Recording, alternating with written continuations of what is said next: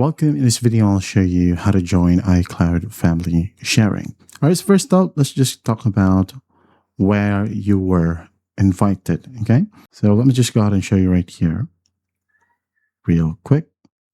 So when a person invites you, it is possible that you are invited via AirDrop or via messages. So if it's under messages, go ahead and check your messaging app, and then you'll see an invite right there. Just accept it. Or mail right here, and all you got to do is just type down your credentials from here, okay? That's the fastest way. Now, for example, this account, okay, was invited via mail. I'm going to go ahead and open up mail.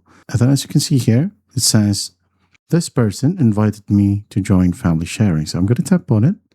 Now, let's tap on open your invite or invitation, and then just basically tap on join family.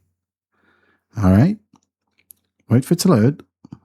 And once it loads, we'll say you're all set. Just basically tap on done and you're good to go. Now, when you go ahead and check out your settings, go back.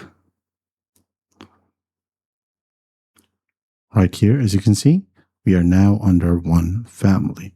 Here's the organizer, and here you are as an adult or a child. That's how easy it is to join iCloud family sharing. I hope this video helps, and I'll see you in the next one.